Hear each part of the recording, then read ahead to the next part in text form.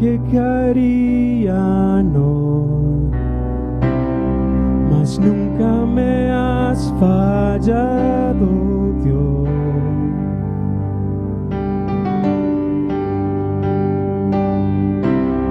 La espera terminará, sé que he vencido ya.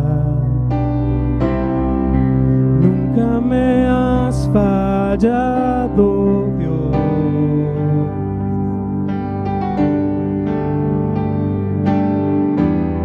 En ti confiaré, tu promesa sigue en pie, tú eres fiel. Confiado andaré, en tus manos estaré, siempre has sido fiel.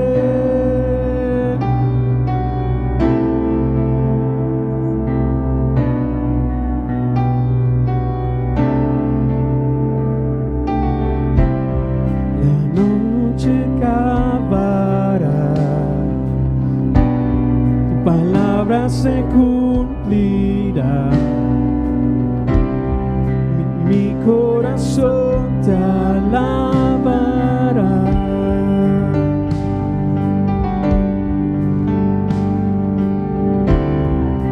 Cristo mi Salvador, cúbreme con tu amor. Mi corazón te alabará. Todos juntos.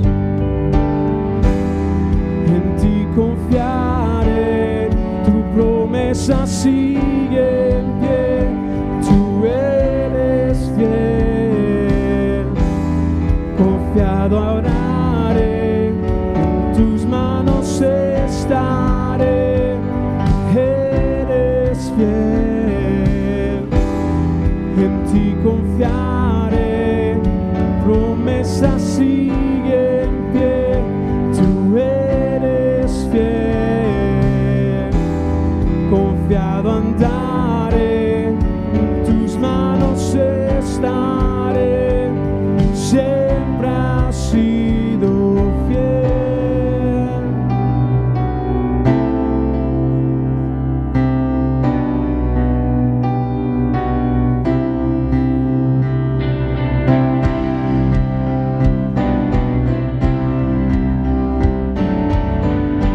Active su fe.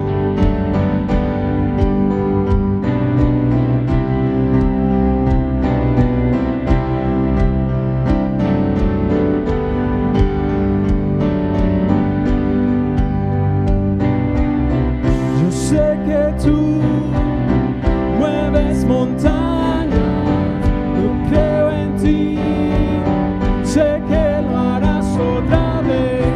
Abriste el mar en el desierto, yo creo en ti, sé que lo harás otra vez. Yo sé que tú mueves montañas, creo en ti, sé que lo harás otra vez. Abriste el mar en el desierto, yo sé que tú siempre lo harás otra vez. Yo sé que tú mueves montañas, creo en ti, sé que lo harás otra vez. Abriste el mar en el desierto, yo creo en ti, sé que lo harás otra vez. Sé que lo harás otra vez.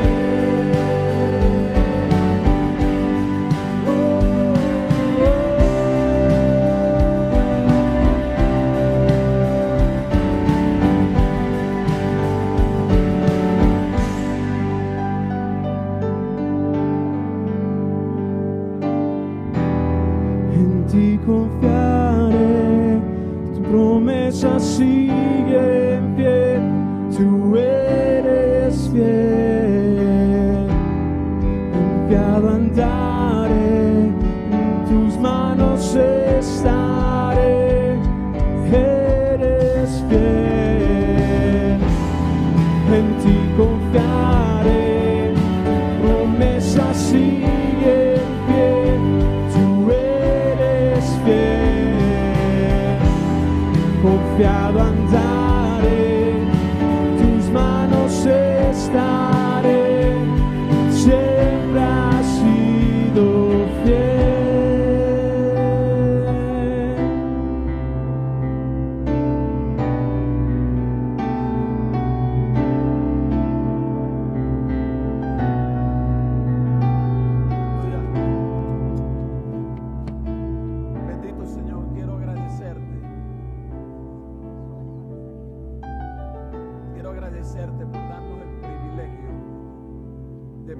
estar aquí, Señor, no haciendo historia, sino relatando los beneficios que tú vienes a hacer en nuestra vida cada momento.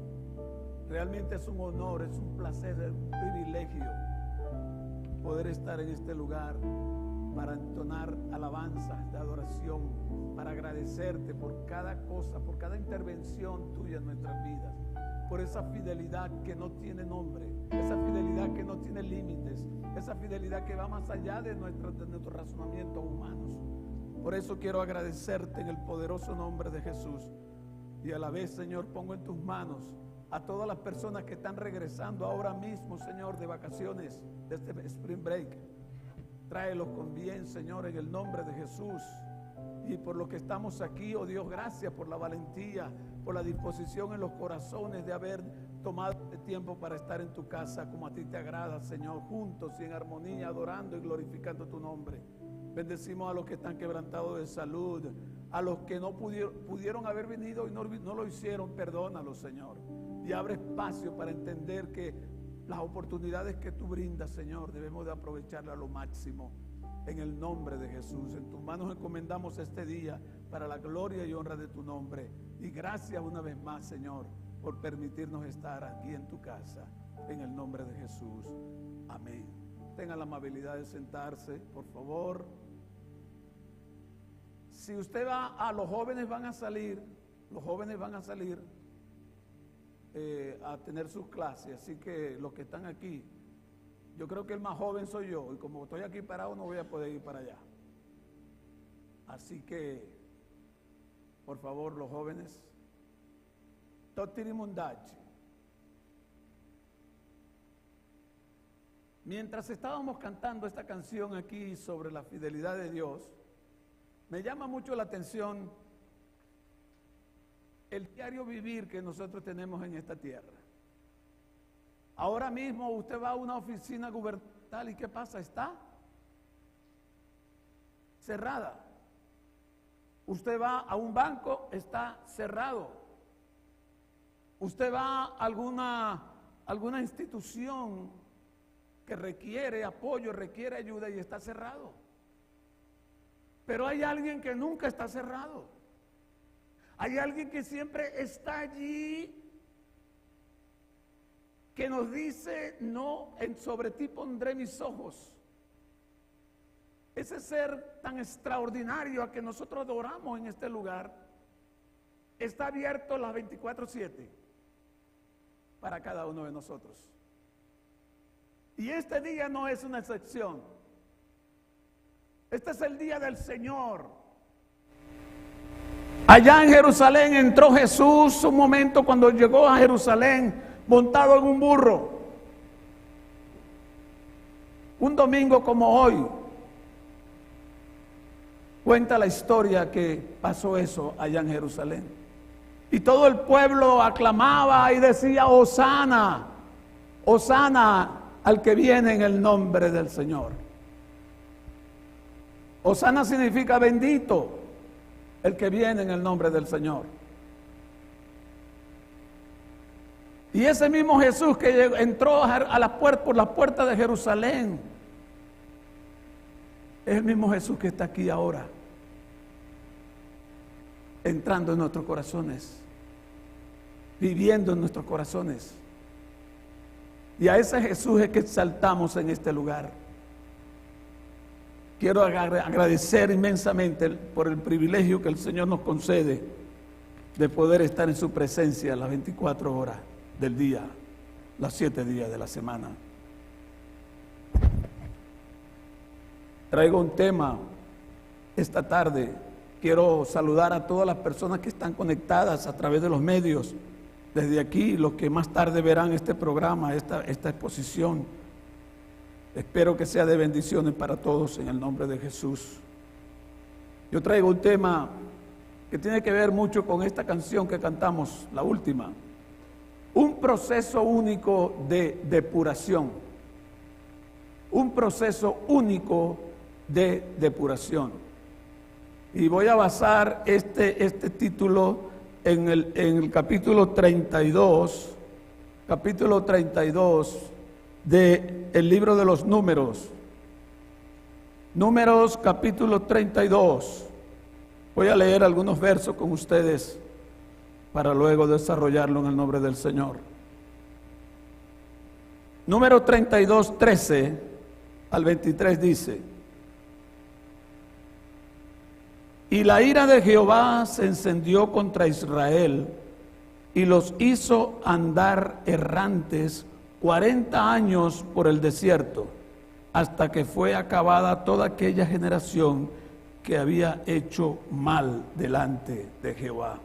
Y he aquí vosotros habéis sucedido en lugar de vuestros padres, en lugar de vuestra prole, de vuestra descendencia, de los hombres pecadores, para añadir aún la ira de Jehová contra Israel.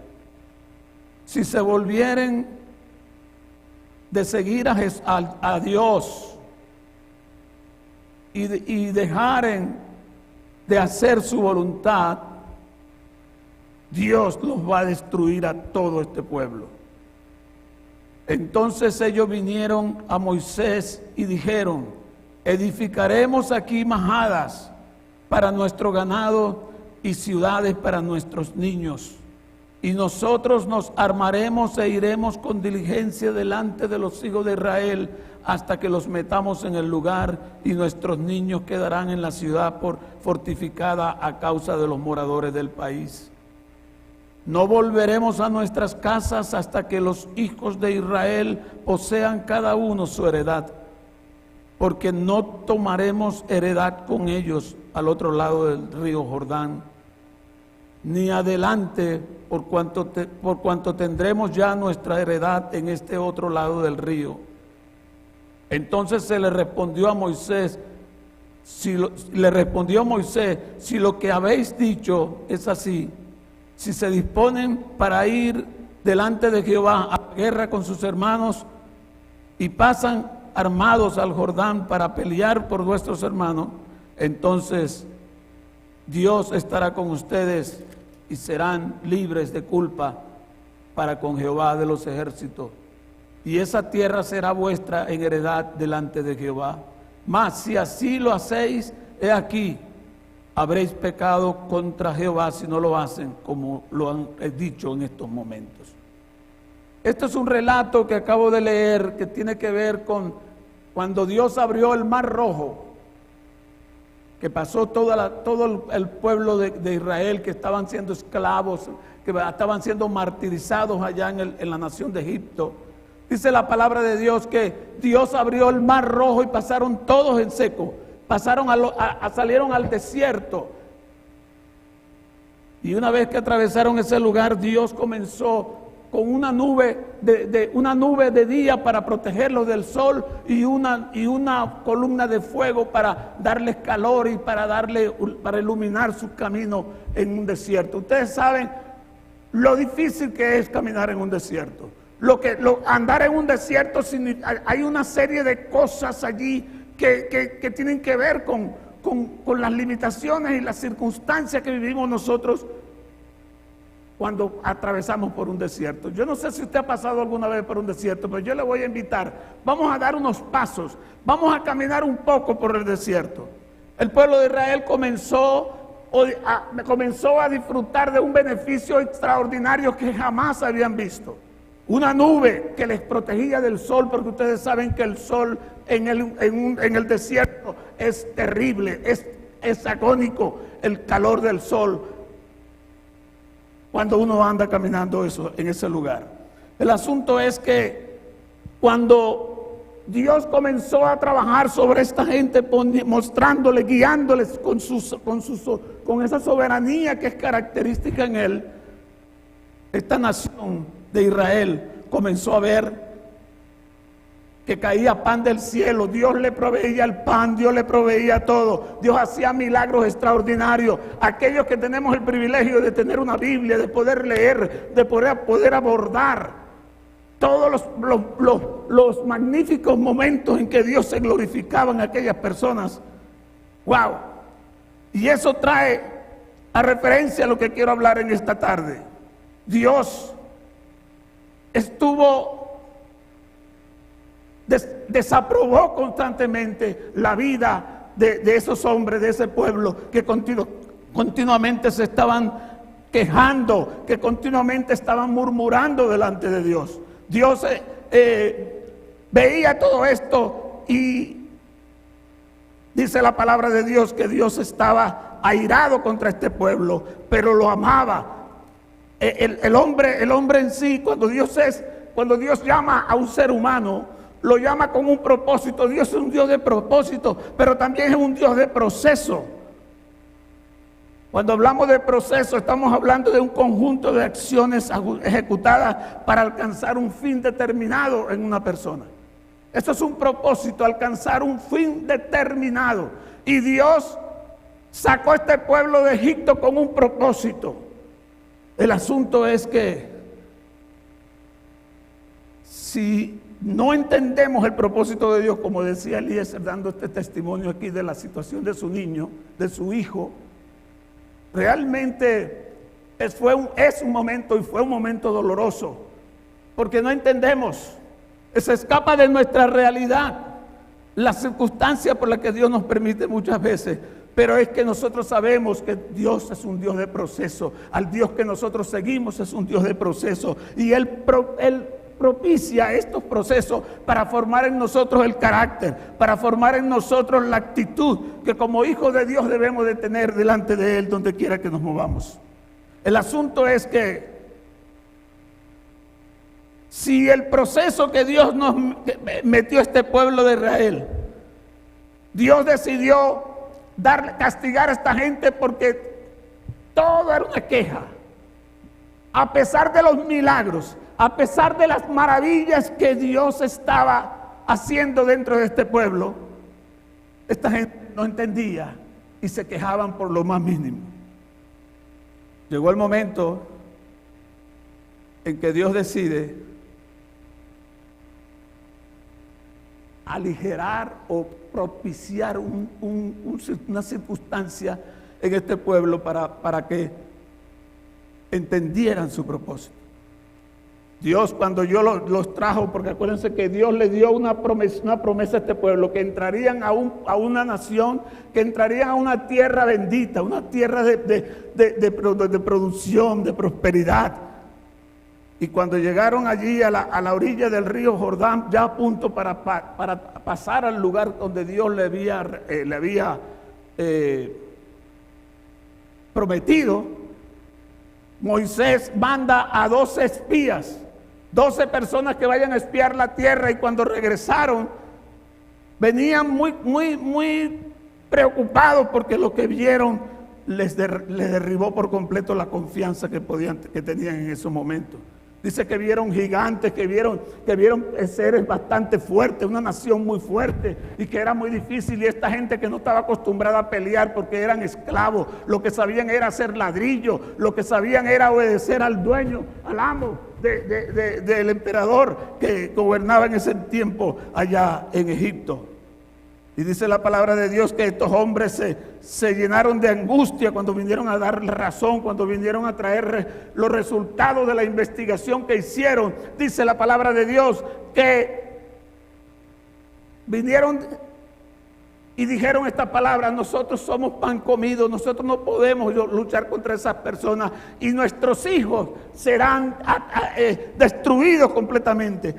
Cuando Dios oye esto, Dios decide: wow, yo tengo que procesar esto no puedo ser. Porque esta gente no solo hizo esto, de los 12 espías que Dios mandó a la tierra, hubieron solamente 2 que dijeron que sí podían, porque contaban con la asistencia, con la dirección, con la fortaleza de Dios del Todopoderoso. Y este pueblo, los otros decían: vamos a apedrear a estos que no están de acuerdo con nosotros, porque solamente de 12, 10 estuvieron de acuerdo de que no era momento, no se podía pasar, que no podían entrar a esa tierra. Y Josué y Caleb, que eran los únicos que decidieron decir, que tomaron la determinación en su vida de decir: sí vamos a pasar, y sí, yo creo que sí podemos dominar, porque el que está con nosotros es mayor que el que está ahí en ese lugar. El asunto es que estas personas cometieron esa cuestión, que Dios se airó de tal manera que dijo: no van a pasar al otro lado. Ya no van a ir conmigo, no van a entrar para allá. Y dice la palabra del Señor que Dios decidió darle 40 años en el desierto. El propósito de Dios es todos estos que salieron de Egipto, de 20 años para arriba, no van a entrar a la tierra prometida. A veces Dios promete, Dios siempre es un Dios de promesa. El asunto es, ¿se equivocará Dios? ¿Se equivocó Dios al llamar a esta nación desde Egipto? ¿Se equivocó Dios al llamar a esta gente para llevarlos a la tierra prometida, a una tierra donde ellos podían tener sus propios terrenos, sus propias tierras, sus propios sembradíos? Porque en Egipto solamente eran esclavos. No tenían absolutamente nada, porque un esclavo no tiene nada. ¿Se equivocó Dios al llamar a esta nación entonces? Pues Dios no se equivoca. Los que nos equivocamos somos nosotros. Nosotros somos los que cometemos el error de estar buscando argumentos, de estar buscando posiciones de teológicas, lo que sea, para ir o contrarrestar lo que Dios quiere hacer en nuestra vida. ¿Qué clase de pueblo fue el que Dios escogió? Escogió un pueblo insatisfecho, murmurador, un pueblo dividido. Esa era la condición de los israelitas en ese momento. Era un producto crudo, era un producto que lamentablemente no mostraba nada bueno. Es como cuando vamos nosotros a la tienda a comprar cosas. Cuando usted selecciona cosas, usted no agarra lo malo, usted agarra lo bueno. Usted si va a comprar tomate, hay gente que compra bolsa de tomate, pero generalmente siempre viene uno malo por lo menos. Entonces a mí me gusta comprar, escoger los mejores. Dios le escogió a ese pueblo a pesar de ser como eran, a pesar de saber que eran murmuradores, a pesar de saber que no eran unidos, que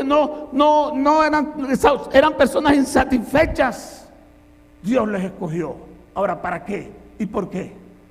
Esto es una lección bastante profunda, por lo menos para mi vida. ¿Por qué Dios escogió este pueblo? Primero, porque necesitaba depurar, como así nos escogió a nosotros. Él quiere depurar, Él quiere limpiar, Él quiere formar en nosotros, purificar nuestras vidas de tal manera que aprendamos a ser personas de bien y no de mal. Él quiere formar en nosotros ese carácter, esa forma, esa capacidad de poder soportar y de poder dominar todas aquellas cosas que hasta este momento nos hacen desviar, que no nos hacen obedecer, que no nos hacen seguir el plan de Dios. Y ahí es donde entonces sucede lo que acabo de leer. 40 años pasó el pueblo de Israel dando vueltas en el desierto y fueron muriendo todas las personas 20 años arriba de los que salieron de Egipto. Lo triste de todo esto es que ahí estaba la expectativa de todas las cosas que sucedían. Cuando yo era niño, yo tenía muchos amigos. Luego mis padres se mudaron y yo perdí esos amigos, no sé qué se hicieron. Y así sucesivamente ha pasado muchos momentos que nos movemos de un lugar a otro y perdemos el contacto con la gente querida, con la gente con la que uno se desarrolla. Y eso alivia mucho el dolor, alivia mucho las circunstancias. ¿Por qué? Yo nunca me enteré que mi mejor amigo, si está vivo o está muerto, yo no lo sé. Yo no sé si mucha gente con la que yo anduve están en estos momentos, cómo están viviendo, qué está pasando en su vida, yo no lo sé. Pero en esta realidad del pueblo de Israel hubo algo interesante. Y es que todos andaban en el mismo lugar, todos vivían y pasaban por la misma circunstancia. Ahí el amigo veía morir al amigo, ahí el hijo veía morir a su padre. Yo no pude ver a mis padres cuando murieron. Pero allí no, allí todos estaban circunscritos a una situación, a una experiencia. ¿Cuánto dolor atravesaría esa gente? viendo a sus seres queridos muriendo. Y eso es algo que me llama mucho la atención. Mira el proceso por el que Dios pasó a la nación de Israel. Dios dijo que lo que ellos dijeron, los hijos que ellos tenían, iban a ser comidos por los cananeos, los que vivían en esa región que Dios había dado para ellos. Y Dios dijo, bueno, a los que ustedes dijeron que se iban a ser comidos, ellos son los que van a entrar a la tierra prometida. Pero en ese proceso, en esa circunstancia que Dios procesó a Israel en el desierto, imagínense lo profundo, la profundidad de este proceso. Un pueblo que comían todo lo mismo. Un pueblo que tenían el mismo escenario en todos los aspectos. 40 años y Dios no dejó, a pesar de castigarlo y decir que 40 años van a estar en el desierto. La nube siguió con ellos. Y la columna de fuego siguió con ellos, porque Dios es su misericordia. No importa lo que yo haga, no importa cómo yo me desenvuelva, no importa hasta dónde yo descienda, la misericordia de Dios siempre cubrirá mi vida. Y es allí donde está la diferencia.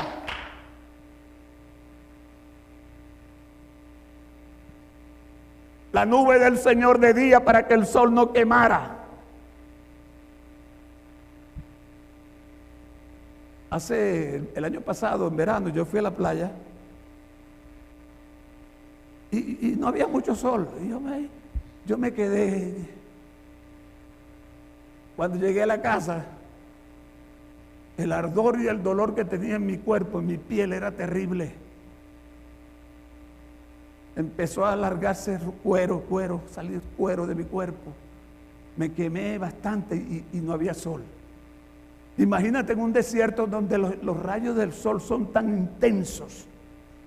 Por eso Dios los mantuvo con esa paciencia característica, con esa fidelidad a sus promesas. Él le había dicho a esa nación, yo los voy a llevar a la tierra prometida. Pero ¿quién fue que cambió el proceso? ¿Quién fue el que hizo que aquellos que oyeron esa promesa ya no entraran acá? El mismo hombre. Porque el Señor se revela en nuestras vidas. El Señor nos muestra. El Señor nos enseña su palabra. Nos enseña cómo debemos de comportarnos, cómo debemos de vivir, cómo debemos de amarnos los unos a los otros. Pero nosotros comenzamos a cambiar las estructuras, nosotros comenzamos a cambiar las directrices de Dios, comenzamos a cambiarlas hasta el punto que terminamos poniendo argumentos humanos y desplazamos los argumentos de Dios. Y entonces comienzan a surgir una serie de cosas con las cuales Dios no está de acuerdo. Por eso nos procesa.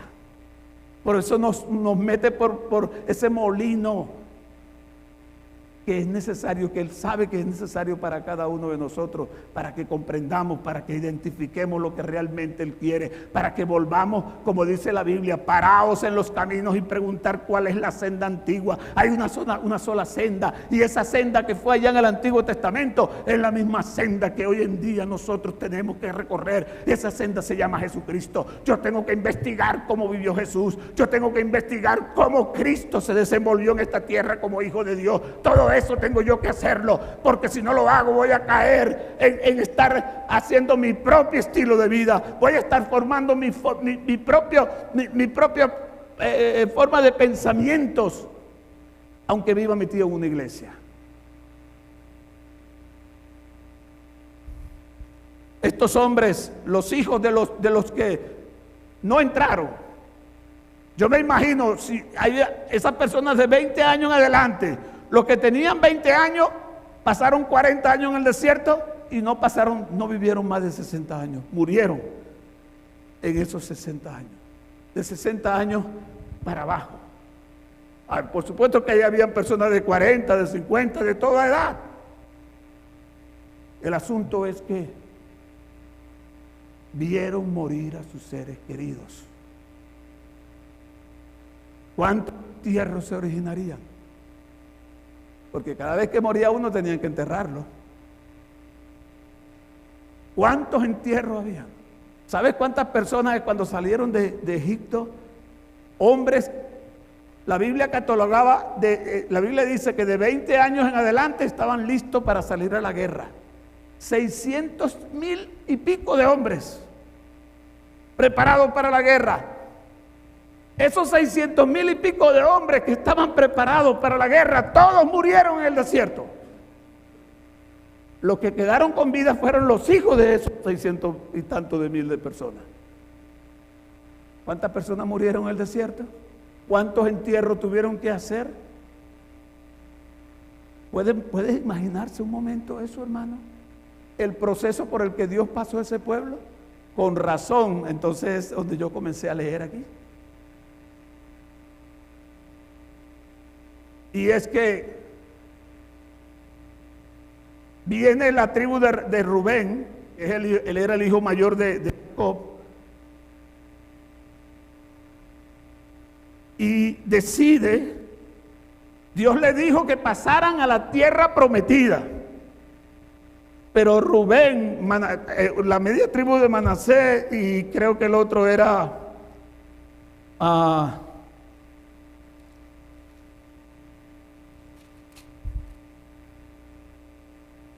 Gad, los gadarenos, Gad, decidieron quedarse a la parte oriente. Dios le estaba mandando que fuesen al oeste, que pasaran al otro lado del río, pero aquellas 2 tribus y media decidieron quedarse de este lado del río. Y Dios no obliga a nadie. Ellos decidieron quedarse del otro lado del río. Pero hay un elemento aquí.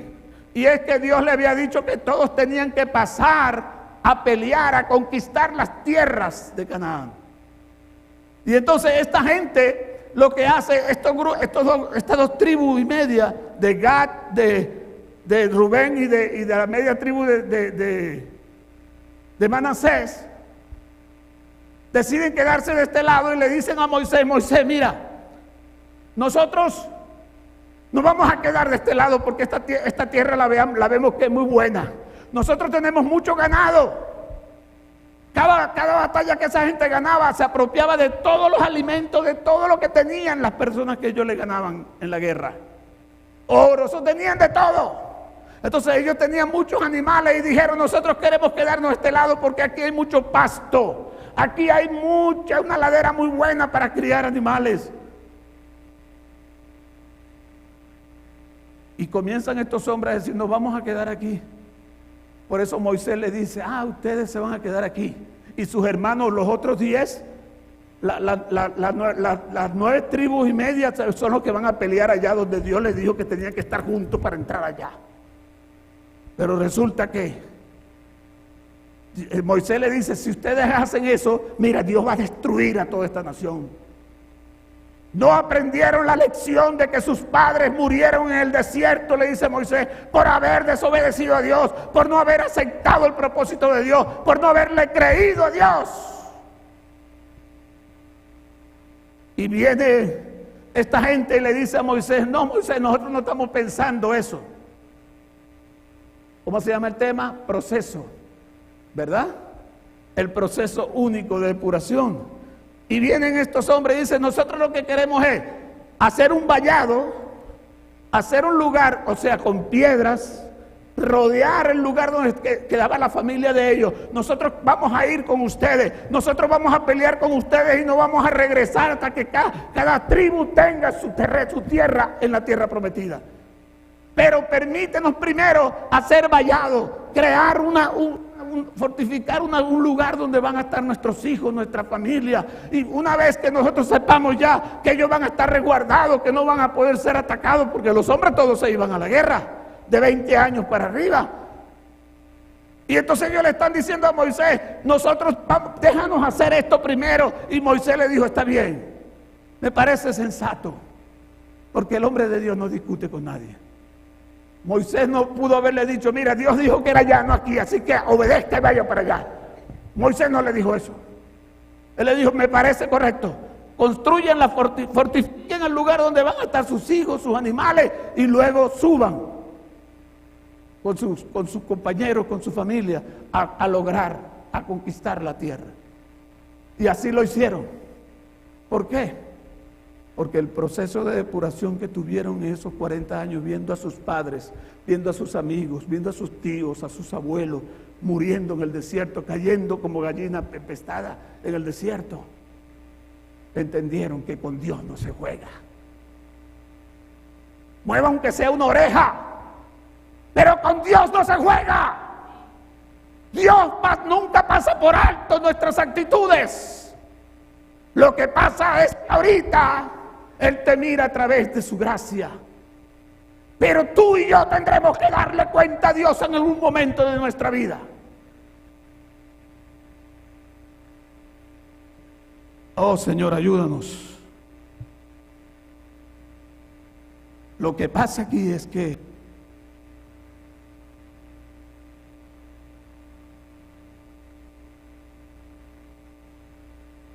no te olvides que el que escogió tu vida es el Todopoderoso, el que todo lo sabe, el que todo lo escudriña, que no hay nada, ni aún un pensamiento que tú todavía no hayas tenido, antes de que tú lo tengas, ya Él sabe que tú vas a pensar. Él lo sabe todo.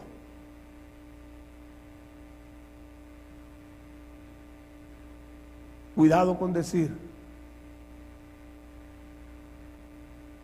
que Dios no me escogió, o que Dios se equivocó conmigo, porque Dios no se equivoca. Lo que pasa es que Él nos agarra en bruto. Yo trabajé en una compañía allá en Venezuela donde hacen los rieles para los trenes, y la prueba que le hacen esos rieles es terrible. Después que se saca la forma del riel y todo, a mí me tocaba era pasarle un esmeril para donde lo soldaban después, pero antes de llevar esos rieles a esa máquina donde yo trabajaba, había un espacio grandísimo donde había un piso de una madera gruesísima, dura, y levantaban con una grúa esos rieles bien altos, de los dos lados así, y lo soltaban. Y eso venía ese riel, y al caer el piso habían unos especialistas escuchando el sonido. Si ese sonido no se ajustaba al que ellos saben que debían de ajustarse, agarraban ese riel y lo mandaban a fundir otra vez para hacerlo de nuevo. Eso es lo mismo que hace el Señor con nosotros. Nos levanta y nos deja caer para ver hasta dónde seguimos confiando en Él, para ver hasta dónde seguimos creyendo en Él, para ver hasta dónde nosotros seguimos conscientes de que Dios se reina con o sin, que Dios reina en lo malo y en lo bueno, que Dios, como dijo Job, no sale de Dios lo bueno y lo malo. ¿Cómo yo voy a pretender entonces que vivir para Dios todo me va a ser bueno? La Biblia dice que es necesario que a través de muchas pruebas y tribulaciones alcancemos el reino de los cielos. Por lo tanto, tenemos que conocer eso, porque si no lo conocemos nos enredamos cuando viene cualquier problema. Los ateos que hay hoy en día en el mundo son porque confiaron en Dios en algo y Dios no se lo proveyó. Y ahorita dice que Dios no existe por eso. No entienden que Dios es un Dios de proceso, que yo no puedo manipular a Dios con nada. Yo tengo que entender que todo lo que necesito, todo lo que pida, tiene que estar enfocado en su voluntad. Si no es su voluntad, no voy a recibirlo. Aunque me duela, aunque me cueste, aunque me parta el alma, no lo voy a recibir. O también puede ser que no es el tiempo de recibirlo. Pero tenemos que aprender, como dice la Biblia, que todo tiene su tiempo debajo del sol. Y más porque el que gobierna no se adormece. Porque el que gobierna ni siquiera pestaña. Y eso se llama Jesucristo. Le da un aplauso a Jesús. Alabado sea el nombre del Señor. Entonces, ¿cuáles fueron los resultados de este pueblo? Porque si Dios permitiera que los padres siguieran haciendo mal ejemplo a sus hijos, ¿qué hubiese pasado con ellos? Iban a repetir lo mismo. Es más, le voy a decir algo. Los hijos terminan haciendo el doble mínimo de lo que nosotros hicimos. Hello.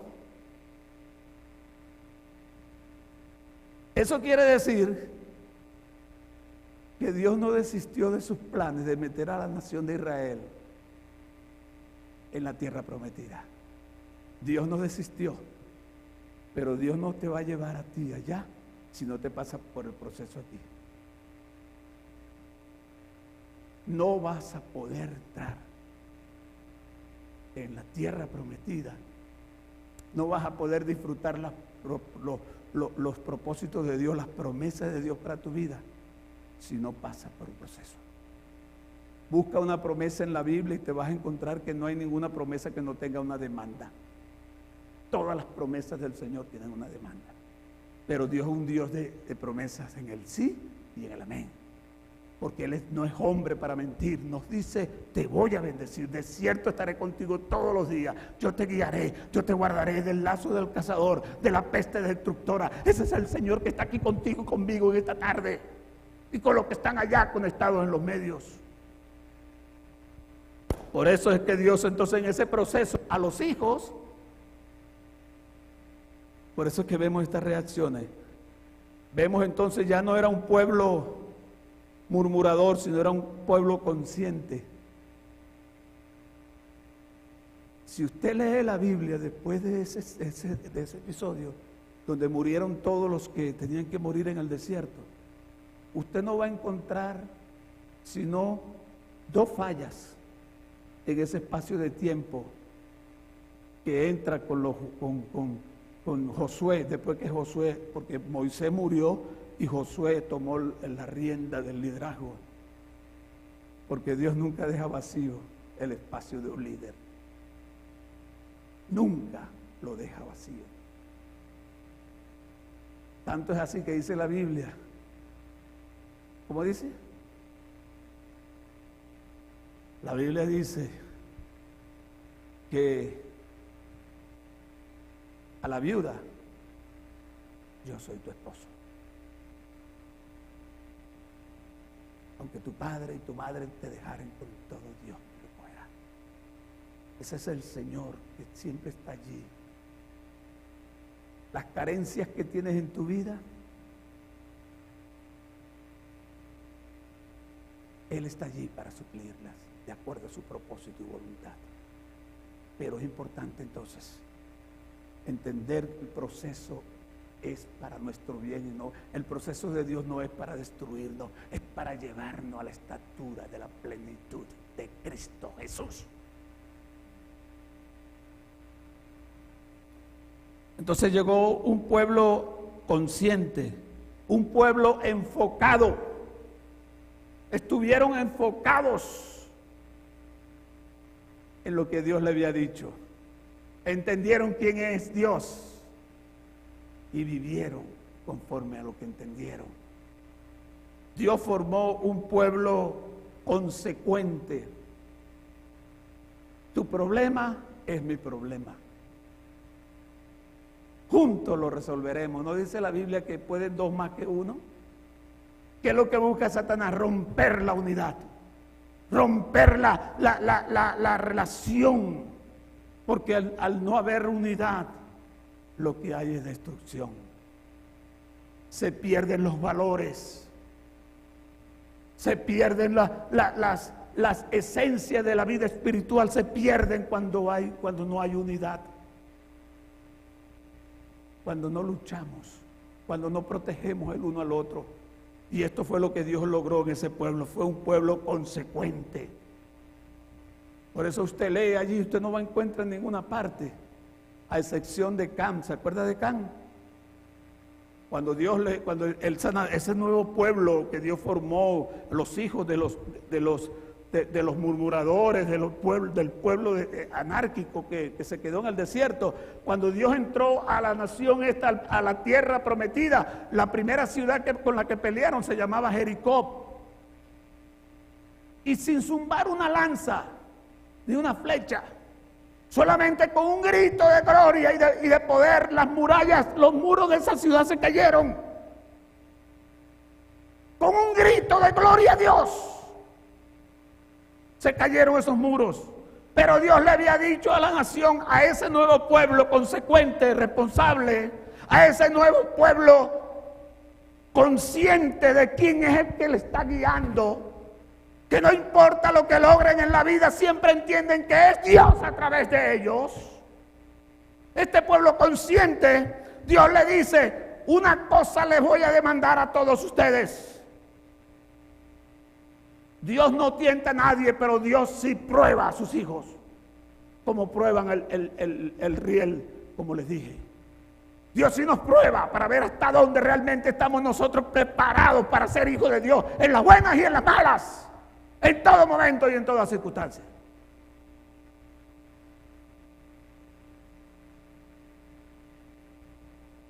Entonces,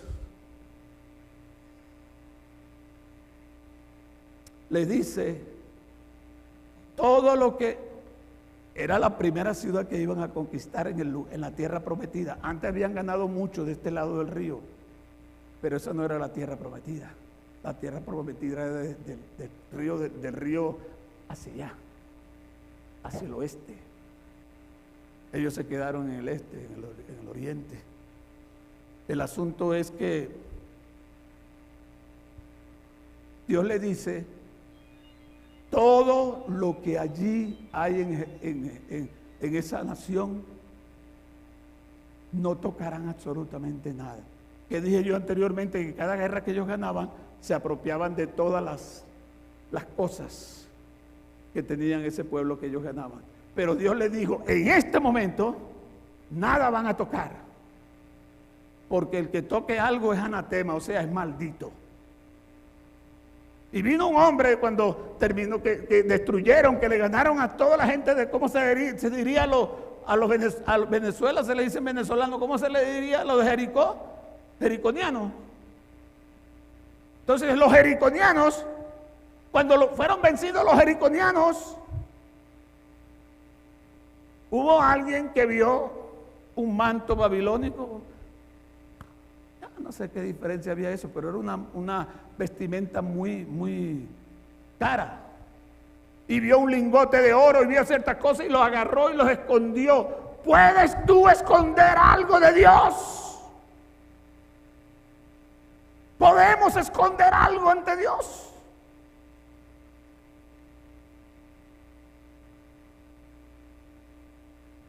Y ese simple hecho lo llevó. Una sola persona que haga un anatema, que haga algo que a Dios no le agrada dentro de una iglesia, afecta a toda la iglesia. Un solo hombre llamado Can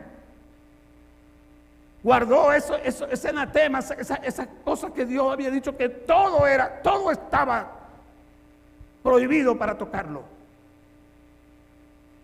Después de esa guerra van a pelear con un pueblito bien pequeño, así tipo Salvador, uno de los pueblos más pequeños que hay, ¿verdad? El Salvador. Y dicen esta gente, como ya vienen, bueno, abrieron el río Jordán se secó para que ellos pasaran, y viendo milagros y maravillas, y cuando van a pelear con aquella pequeña nación, dicen ellos, no hombre, no, eso no es necesario, que vamos a ir unos pocos, porque aquí está el poder. Y la verdad que estaba el poder. Lo que no entendieron es que el poder de Dios no es que se limita con nada, es que deja de actuar cuando hay desobediencia. El poder de Dios no se manifiesta.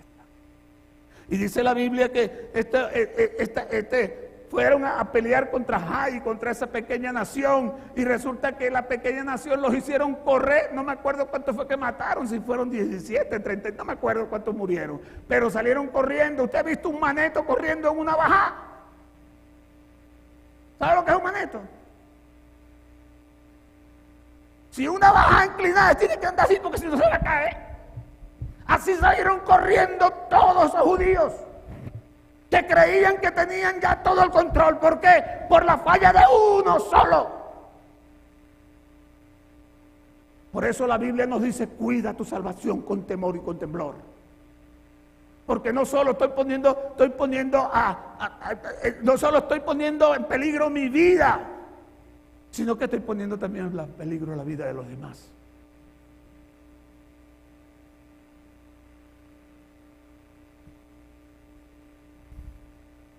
Apreciados hermanos,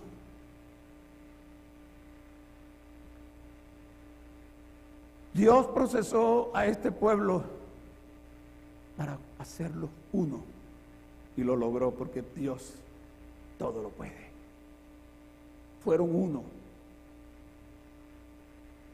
hasta que se les ocurrió pedir un rey, pero esa es otra estela que cortar, porque querían ser igual a todas las naciones. Mira, tú y yo no podemos ser cristianos, no podemos ser igual a todas las naciones, no podemos ser igual a este mundo, un mundo de maldad, un mundo lleno de cosas que son terribles. Por eso Jesús nos dice, no amen al mundo ni las cosas que están en el mundo. Tú y yo estamos llamados para marcar la diferencia. Y en ese tiempo la Biblia dice que Dios se agradó. La única parte en la Biblia donde tú vas a ver que la nación de Israel se mantuvo en esa dirección con Dios. Porque ¿qué pasó con el que había robado el manto y todo eso? Pues aquel hombre confesó, sí, yo lo agarré. Y mira lo que trajo como consecuencia. Le dijo, está enterrado. Y no lo metió como antes, enterraban los sacos de morocota, ¿cómo se llama? Las botijas de oro, de monedas, y las ponían en cierta pata de árboles. Este sinvergüenza la agarró, la puso en el centro de la sala de su carpa, como para tenerla bien cuidadita, que no se le mojara con el rocío de la noche. Pero de allí en adelante vemos cómo Dios se glorificó tremendamente en esta nación. Y es que el que entiende el proceso y aprende el proceso y digiere el proceso es más que vencedor en todas las áreas de la vida. Y eso es lo que Dios quiere formar en ti y en mí. Quiere formar en nosotros esa actitud, que seamos un pueblo unido.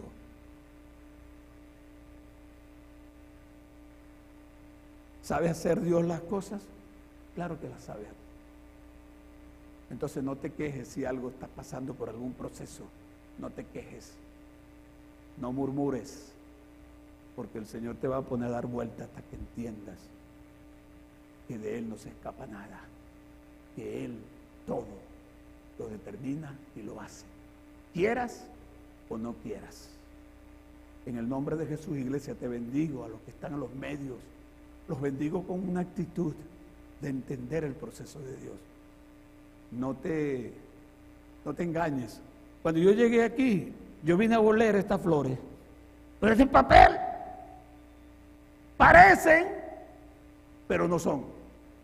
¿Verdad que no son? Si no, ven y huela. Un lirio como eso tiene un olor muy rico. Pues nada, me decepcioné porque esto es apariencia nada más. Y ahí tú lo vas a ver toda la vida blanquito y verdecito. ¿Por qué? Porque es imitación de lo original. Yo te bendigo en el nombre de Jesús con ser original y no imitación. Que cuando la gente te vea a ti, vea a Cristo. Que cuando la gente te oiga a ti, oiga a Cristo. Que cuando la gente te critica a ti, vea a Jesucristo en las reacciones, que no abrió su boca cuando hablaban contra Él. Ponte de pie conmigo, iglesia, en el nombre del Señor. Yo quiero bendecir a esta congregación con una actitud de entender que los procesos son necesarios. Los procesos son necesarios. Dios es un Dios de procesos, no de eventos. Y Él propicia situaciones, circunstancias, porque es la única manera como reaccionamos. Cuando se nos aprieta el piso, cuando se nos mueve el piso, es que nos damos cuenta si estamos o no ajustándonos al propósito de Dios. Padre, en el nombre de Jesús, yo bendigo esta congregación. Yo bendigo, Señor, la vida de todas las personas a las que esta exposición ha llegado. Te pido en el nombre de Jesús que nos ayudes a entender, Señor, que tú no puedes llevar, no podemos estar ante tu presencia con estas malamañas y sinvergüenzuras. Que no podemos llegar ante ti, Señor, con esa liviandad con que tomamos las cosas. Oh Dios, al pensar en Jesucristo que decidió bajar, de convertirse de creador a criatura, de acortar ese espacio, esa distancia tan alta que existía entre tú y nosotros, porque somos pecadores y el pecado rompe comunión, rompe relación contigo, se aleja de ti. Y pensar que Jesús pasó por todo, decidió bajarse para poder rescatarnos, para poder cambiar. Yo estoy aquí, Señor, como yo me entrego en tus manos. Decide, trabaja en mi vida, transfórmame, ayúdame a entender tus procesos, porque de que van a venir, tu palabra dice, pasarás por el fuego y no te quemarás, pasarás por las aguas y no te ahogarás. Pero de que vamos a pasar, y la realidad, la razón por la que no nos va a afectar es porque tu vara y tu callado nos infunde aliento. Porque en medio de las circunstancias preparas mesas para nosotros. Si hay alguien angustiado en este lugar, Señor, Espíritu Santo, toma control ahora mismo. No importa el proceso por el que estén pasando, Señor. Te pido en el nombre de Jesús,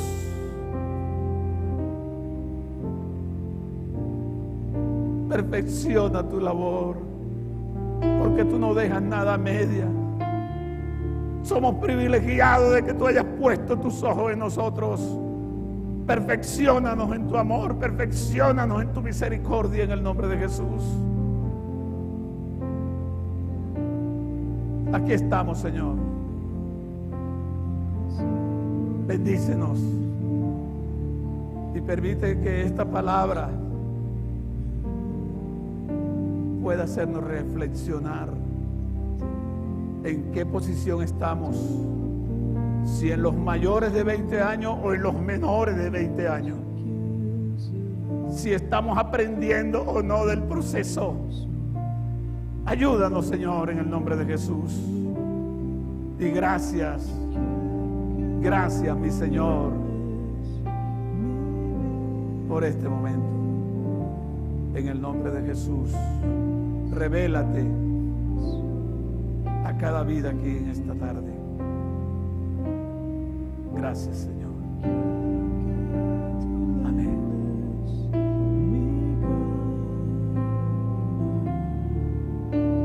Que siempre viva en tu voluntad. Si usted conoce esta, puede cantarlo conmigo.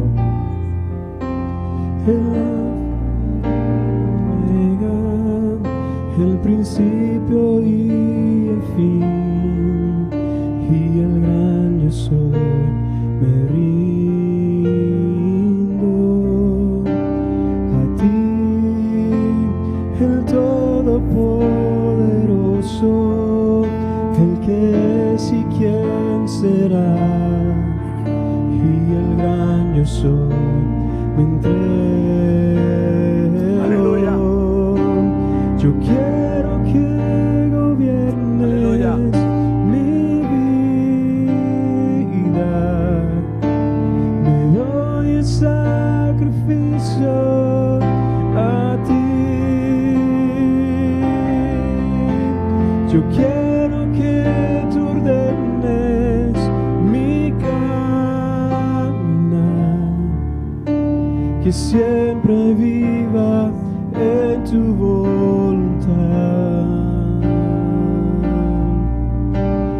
siempre viva en tu voluntad.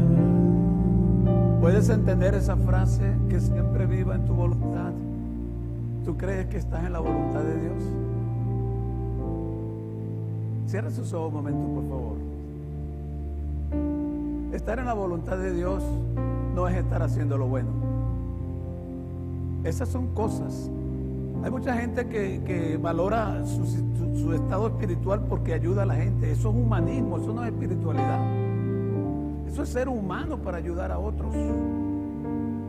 Espiritualidad es entender que sin el Señor no podemos. Él nos manda a perdonar aún a nuestros enemigos. Él nos manda a pedir perdón cada vez, las veces que fallamos. Eso es espiritualidad. Y si ponemos este nivel, ¿en qué lugar te pones?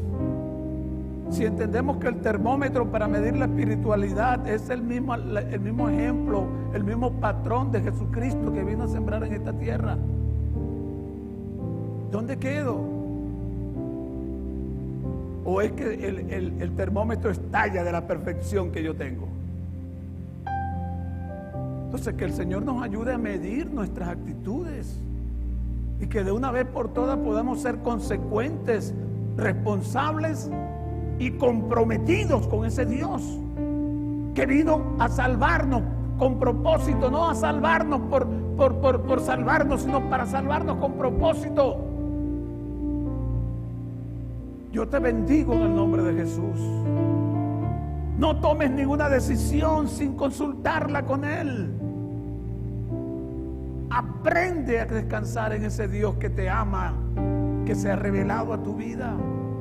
Y si tú no conoces al Señor, si todavía no has dicho: Jesús, yo te pido que entres en mi corazón. La Biblia dice que Él está a la puerta llamando. Cada vez que alguien me habla de su palabra, Él está llamando a mi corazón, a nuestros corazones. Y hasta que tú no abras la puerta, Él no va a entrar, porque Él no violenta a nadie como no violentó a aquellos hombres allá en el desierto. Aquellos hombres que pensaron, aquellas tribus que se quedaron del otro lado del río. Dios no violenta a nadie, pero las consecuencias vienen cuando no le obedecemos a Él.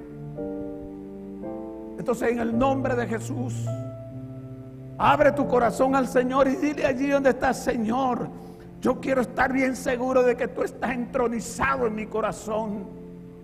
Entra allí, toma tú el control de mi vida en el nombre de Jesús. Y vas a ver la gran diferencia en el nombre de Jesús.